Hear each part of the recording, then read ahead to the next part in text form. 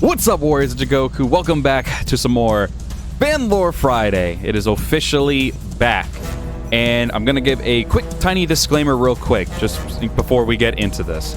I do want to say really quick, if we end up running into another backstory that is this long, or if not, one that is still lengthy, I'm probably planning on doing Fanlore Fridays every 2 weeks.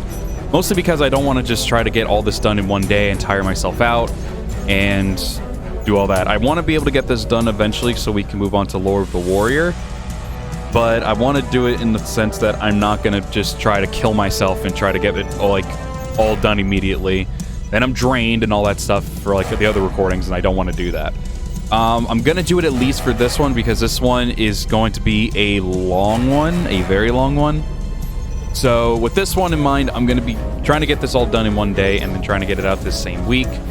So if we do run into any others, though, just to avoid myself getting very tired, I'm going to make it so maybe if it's long, I'm going to do every 2 weeks a Fanlore Friday video. So if I do officially go through with that, if the backstories are going to be that long, I'll of course let people on Discord know. If you want to keep updated on that stuff, go on to Discord, join it. There's a link down below if you want to go join. And I keep people updated on my content pretty much whenever I can. So yes, with that being said, let us officially hop in and start up this backstory that was made by Element of Arcane, aka Realm of Arcane. Don't really know what he goes by. He goes through 2 different names on his YouTube and his Discord. So nonetheless, here we are. Let us hop into this and go over all the characters. Also, just in case, I may mispronounce some stuff, so just keep that in mind. But nonetheless, here we go. So the first one we have here is called Mirai. Age, 500 plus years old. Species, Corporeal? Like I said, if I pronounce some of this stuff wrong, then just let me know. Race, humanoid. Weapon of choice, the War Fan. Good favorite of mine. I like the War Fan in this game. Personality, curious, perceptive. Appearance, I imagine that's turquoise hair. No one really tells me any the details of hey, what do you want your the main most important thing of your appearance be? So I kind of have to improvise there. So that's not turquoise. It looks turquoise, but nonetheless. And she is part of the Shiwong army. So this is going to be a video of all 3 of these characters and one backstory. So just so you all know, the next one is his name is Higemoni. Like I said, I don't know if I'm pronouncing that right. His age is also 500 plus. He is also a corporeal. Race, humanoid. Weapon of choice, the horsehair. Personality, aristocratic, ruthless, and I couldn't fit the other one, and I'm pretty sure that one was deceptive. Appearance, yellow eyes and blue hair. And he is part of the Kage army, which is the one with basically that has a bunch of Nitsu and everything in it. So just give a brief rundown real quick. The Shiwong are full of people that are just basically humans. That's mostly the biggest population. They accept all kinds, but mostly are aimed around humans. The Kage are a bunch of they could be ninsu or ninja-like characters or anything like that. And then the other one, which is not in this video, is the Huoyong army, which is basically just a bunch of mercenaries or people that just like to work on their own. That's basically it. But yes, so let us move on to the last of the 3, which is Ishiro. That is his name. Age is unknown. Species, mystic. Race, Japanese. Weapon of choice, the double Volg. I've never really known how to say that word, so we're just going to call it the Volg. Personality, brave and loyal. Appearance is the face tattoo, because I thought that was that was the biggest thing that stood out for me. And he is also part of the Shiwong army along with Mirai.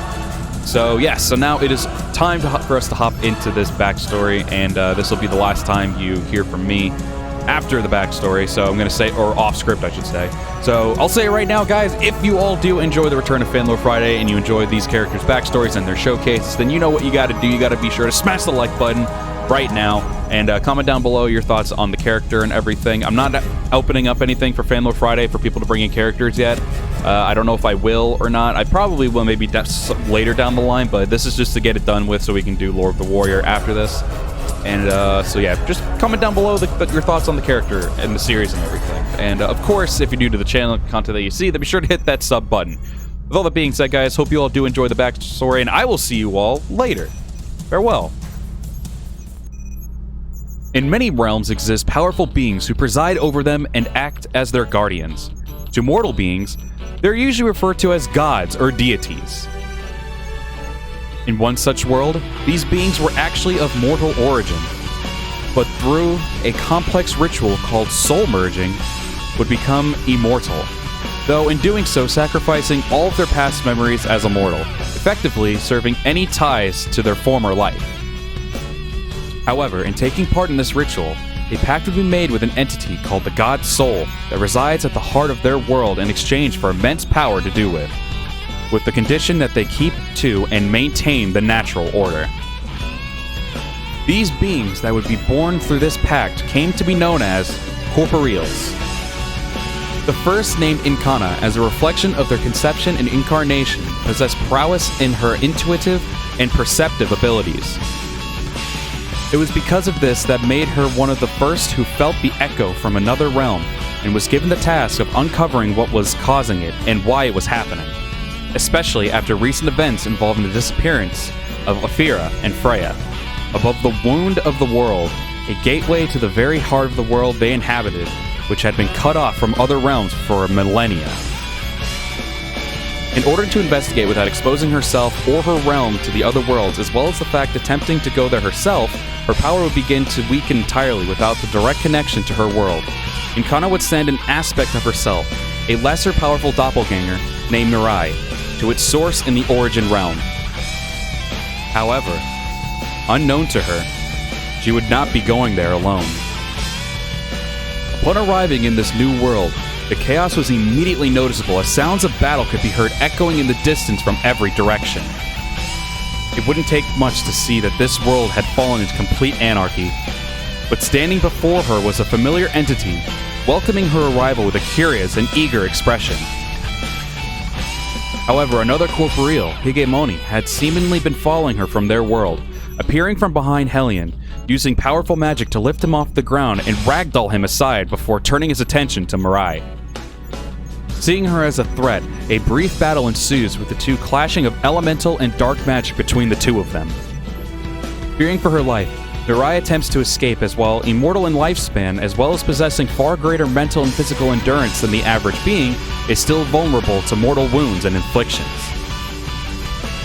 Spotting an opening, Mirai summons a torrent of magical energy around Higemoni, disorienting him, buying her enough time to make a break for it, and vanishing in the wind.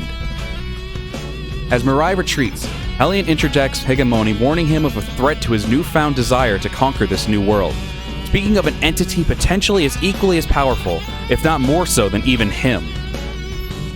Though Higemoni scoffs at the idea, stating there could not be any being who would be more powerful than an immortal deity, Hellion reminds him that while he is disconnected from his own realm, his power is significantly weakened without the direct connection to his native power, which is his arrogance and could foretell his undoing.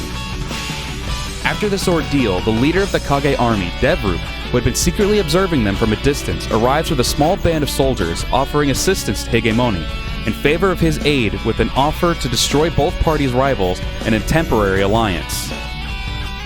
Unimpressed by his attempt at an alliance by these lesser beings, as well as an excuse to remove the trickster Hellion's irritating presence, Higemoni attempts to show a demonstration of power using Hellion as target practice, but the swift red trickster casually moves to the side, inadvertently causing Higemoni to wipe out a portion of Devrup's soldiers standing behind him.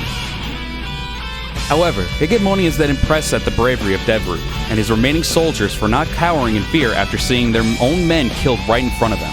He compliments their strength of will and agrees to an alliance, stating that they could be useful to his plans. With that, Hellion leaves in a mocking pretend huff as Higemoni and Devrup join forces against the two other factions. Meanwhile, Mirai goes to the capital of Shiwong in order to find information about this new world. She eventually encounters Nishiro Denkai, a mystic who once served the Mystic Emperor. Nishiro begins explaining to Mirai everything that's going on. However, during that time, something happened to Mirai where after she seems to start taking a greater intimate interest in Nishiro, and soon after attempted to seduce him. But before anything could go any further, another Mirai had appeared.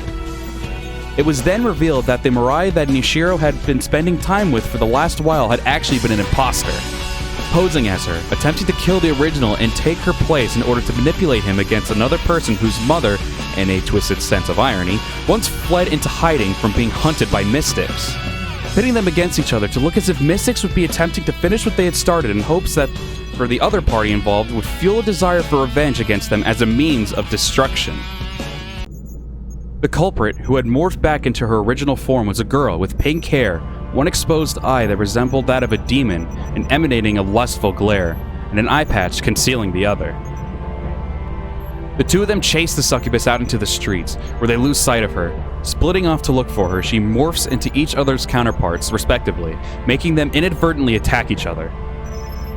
All the while, as the shape-shifting succubus gracefully weaves through the blasts of magic, as well as the physical attacks on Nishiro's part, eventually resulting in Mirai mistakenly gravely wounding Nishiro. In a panic of regret, Mirai rushes to help Nishiro, but is caught off guard when Nishiro, with a sadistic grin, looks up at her, stabbing her through the chest with his dual spear, casting lightning through it and into her as she falls to the ground unconscious. Nishiro, the real Nishiro, hearing the chaos, rushes over to see Mirai standing there alone. Nishiro, while out of breath, asks what happened, but Mirai, without saying anything, begins floating off the ground and emanating a torrent of magical energy, casting it at Nishiro while giggling in a seductive but also sadistic tone, who in turn prepares to block with a magical barrier. However, Mirai's powers appears to be too much for Nishiro as he collapses to the ground.